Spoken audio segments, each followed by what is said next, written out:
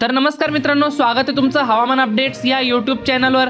तर मित्रांनो, आज येत्या काही तासांमध्येच तसेच आज आपल्याला अर्ध्यापेक्षाही जास्त महाराष्ट्रामध्ये आपल्याला बहुतांश भागांमध्ये अतिमुसळधार स्वरूपाचा पाऊस पाहायला मिळतोय। तर काही ठिकाणी पावसाचा जोर देखील आपल्याला कमी होताना पाहायला मिळतोय। आपण याच व्हिडिओच्या माध्यमातून सविस्तर अंदाज जाणून घेणार आहोत। तत्पूर्वी तुम्हाला एक विनंती मित्रांनो, व्हिडिओ शेवटपर्यंत पहा, तुम्हाला सविस्तर अंदाज मिळेल। तसेच तुम्ही व्हिडिओ पाहतायत परंतु आपल्या चॅनलला काय सबस्क्राइब करत नाहीत, त्यामुळे आता चॅनलला सबस्क्राइब करून घ्या व व्हिडिओला एक लाईक देखील नक्की करा।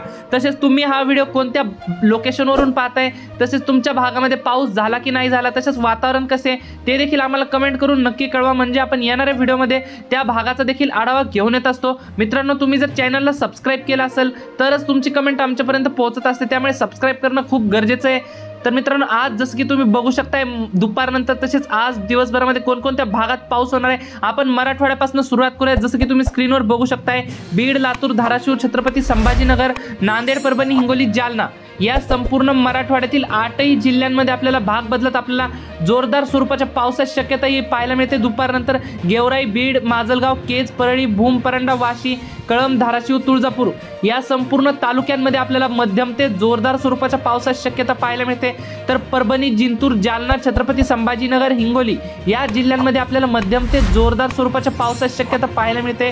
तर विदर्भाचा विचार केला तर विदर्भात अकोला, अमरावती, यवतमाळ, वर्धा, वाशिम, बुलढाणा, नागपूर, गोंदिया या जिल्ह्यांमध्ये विदर्भातील 11ही जिल्ह्यांमध्ये आपल्याला अक्षरशः मुसळधार स्वरूपाचा पाऊस आपल्याला पाहायला मिळतोय।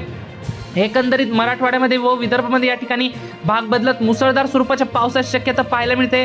तर पश्चिम महाराष्ट्रामध्ये पाहिलं तर अक्षरशः आपल्याला अतिमुसळधार पाऊस पाहायला मिळते। आपण जसं की स्क्रीनवर बघू शकता, या भागामध्ये आपल्याला ढगफुटी सदृश पाऊस पाहायला मिळतोय।